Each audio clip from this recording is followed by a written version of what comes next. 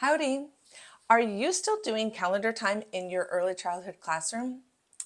I know sometimes I hear teachers say it's too much work or it's not effective enough or it gets really stale and boring. But I am here to share with you why it's important to still be doing calendar as a daily activity in your early childhood classroom. By the end, you will know how to start, keep your kids engaged, and the three important things that you should be doing every single day in your calendar routine. So, why is calendar time so important? That's easy. First, children love routines. Calendar can become part of your morning meeting routine or morning circle time routine. It can be one of the first things. It doesn't have to be, but children like routines. They thrive on routines. They like to know what they're going to do, what they're going to be expecting. And by doing it each and every day, that routine can build on itself, and then it makes it easy for you and easy for children. Another reason is it builds on academic and social skills. Yes, the calendar is packed with so many skills and not just math, but it also helps them build those social skills that we know are so important in our early childhood classroom, such as being a leader, taking turns, listening quietly, paying attention, eye-hand coordination. There are so many things that they can learn beyond their academic skills in the calendar. And if you stick with this series, I'll be sharing all the different ways that you can incorporate your calendar time and all different skills, not just math skills, although there are quite a few of those, into your daily routines throughout the year to keep your calendar time fresh. Let's talk about how you can start your calendar routine. Now, you may not have started yet, or it might be the first of the year, and which is a perfect time to start your calendar because there's so many activities to do at the beginning of the year that can lead and grow throughout the year. So the first of the year is great, but if you already started your year and you want to incorporate calendar, that is perfectly fine too. Calendar should be a simple activity that you are working on. And if you are just starting out, depending on the age group of your children, remember you want to keep it between 3, 5, maybe even 6 minutes, because during the year you could grow with that when it will become a little bit longer. But right now, at the very beginning, you want to do the simplest things to keep their attention, keep them focused. The beginning of the year, I think, is all about establishing those expectations of how you want calendar to go. So if you want all the children to be sitting in a certain space or facing a certain direction, this is when you do it. You don't worry so much about the calendar. You just work on how they're sitting, and then you do calendar quickly so they know what their expectation. Do you want them to be able to shout out the answer? Do you want them to be raising their hand? Do you want them to wait turns? Do you want to have a leader? I love having one person be the leader, but at the beginning of the year, just myself and my assistant, we play off each other as we would have when the kids are going to be the leaders. But we do a lot of modeling at the beginning of the year and setting the expectations. Like if we want them to sit on their bottom, or when we say stand up, everybody stands up with us and we count together or whatnot. And the biggest tip that I can give you for everything that you're doing in the classroom, not just calendar time, not just morning meeting or circle time or lessons, is when you see your audience falling off, when eyes are up in the air and they're rolling off their bottoms. And most of the class, you know, you're always going to have one or two that needs that redirection, but when most of them are fidgeting and they're not understanding or they're not engaging in, it's time to move. So that's when you say, all right, we're going to count standing up, or we're going to count standing on one leg, or we're going to count by clapping, or we're going to count by tapping our foot. So whenever you see your audience falling off, and that's most of them, not just one child, or two, it's when they're all kind of giving you that gaze. And I know as teachers, if you have been in the classroom or if you've been at your teacher meetings at the beginning of the year, I'm always thinking that those professional development or your administrations need to read the room sometimes. So remember what that feels like. You need to get up and move, so do the little ones. So good tip there. So it's the beginning of the year and you're trying to get calendars started and you want to keep things super simple for the beginning of the year. But there are 3 things that you should be doing every single day from the first day of school or whenever you start your calendar to the end of school as much as possible. I know that there's rare days that I skip calendar, but I really try not to. For one, kids love routine. 2, we're usually doing some kind of counting that if I get off, they'll be off. And they just love it. And at the end of the year, sometimes if I'm really busy and all we can do is these 3 things, by the end of the year, sometimes my leader can do it almost by themselves. And I just have to kind of step in, or my assistant can step in. If you have an assistant, that is great too. Or it's so awesome when you have a substitute and the kids just know what to do because you've done those 3 things. And if you keep those 3 things all year long, your kids will be golden. We hope. The 3 things that you want to do. 1, you want to make sure you're counting your calendar and whatever kind of calendar you have. I know some teachers use the linear calendar. Great, the same concepts go.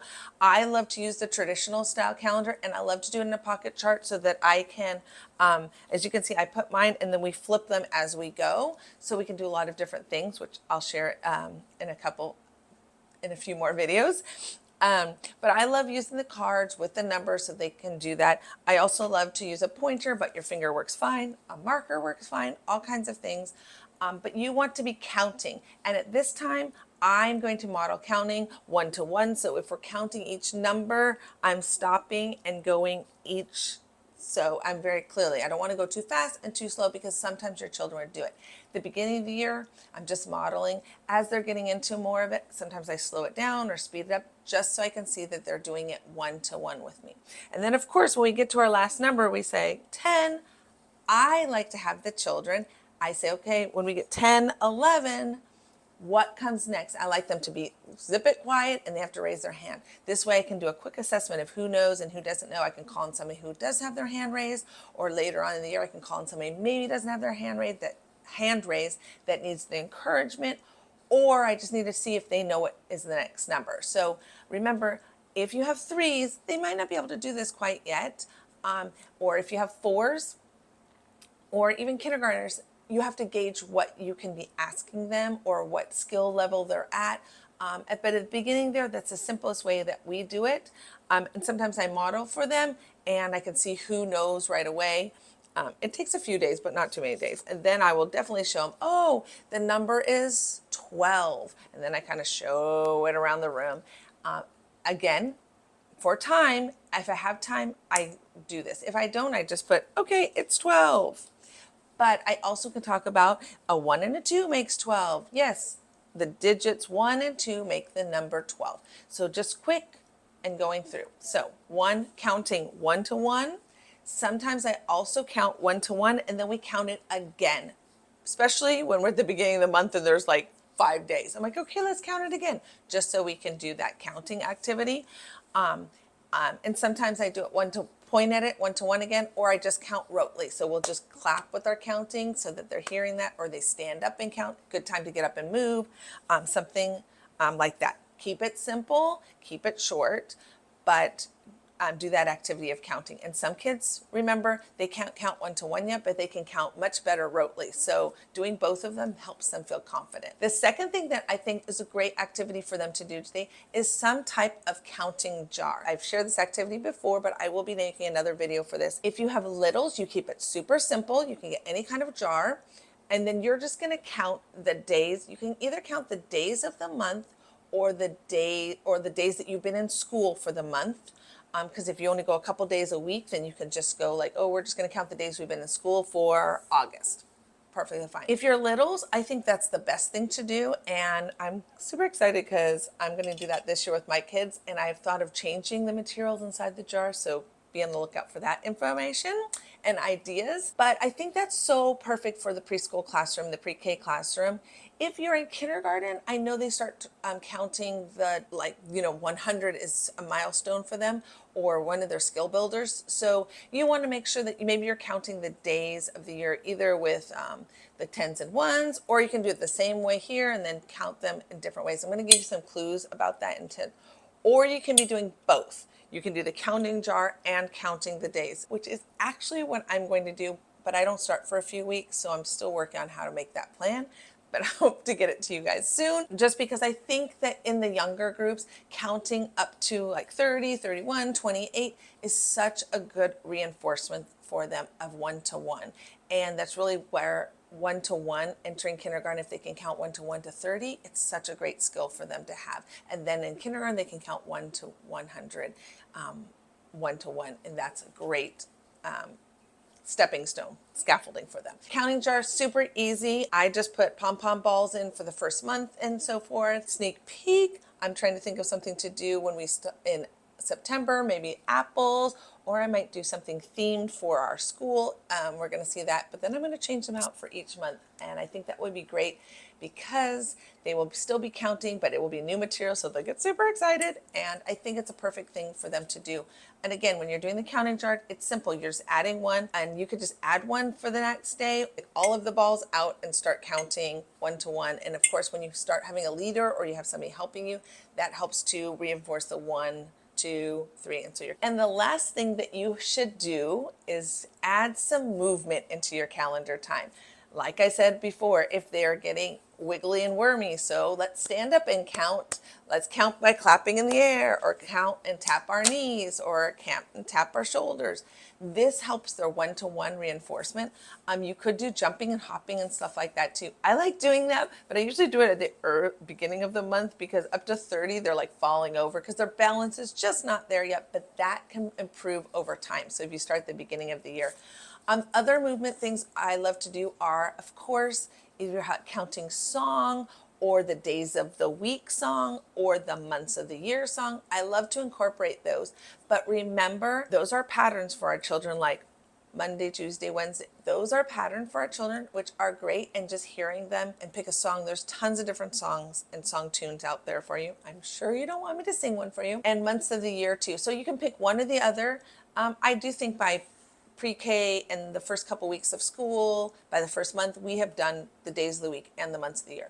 But remember, it is not a skill for children in the 3s, 4s, for pre-K program to know what's today, what's tomorrow. Yes, you can start introducing it towards the end of the year or middle of the year if your kids are really gaining it, but that skill isn't really for preschoolers and 3-year-olds. And I do see that sometimes I walk into the classroom and they're asking children that, and they look like they've glazed over. It's because they're just not understanding time references yet, and that's a skill. It's really more of a kindergarten skill, so it's perfectly good to ask in kindergarten, but I don't usually start off with it at the beginning of the year, because some children are still in that place where they don't understand time gaps and laps and all that kind of good stuff. So there's not really that much pressure.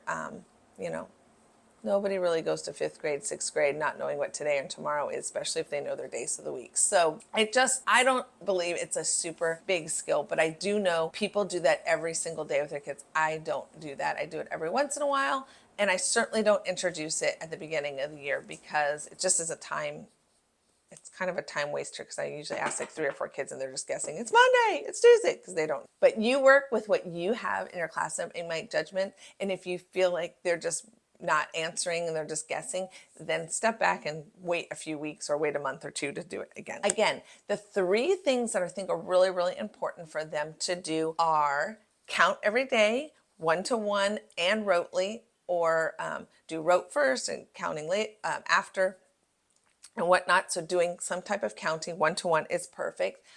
Also incorporating some kind of counting jar, because this is the even though 1 to 1, there's cards for this, this is actually a great 1 to 1 because it's concrete and it's in their hand and they can use that together. And I'm going to give you some other activities for that one to do to graduate into some more difficult skills and so forth, and other ways that you can use the counting jar.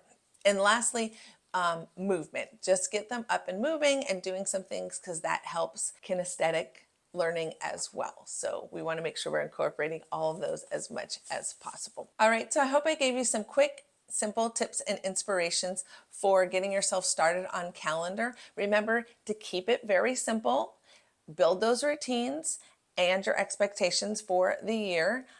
And then be prepared to grow with the calendar. We don't want to keep it stale. We want to keep it fresh every day so we can keep them excited and engaged. And I will be sharing those things. Make sure that you hit subscribe so that you can follow along on how to keep your calendar activities and routine fresh all year long. And remember, every day is a great day to play and learn.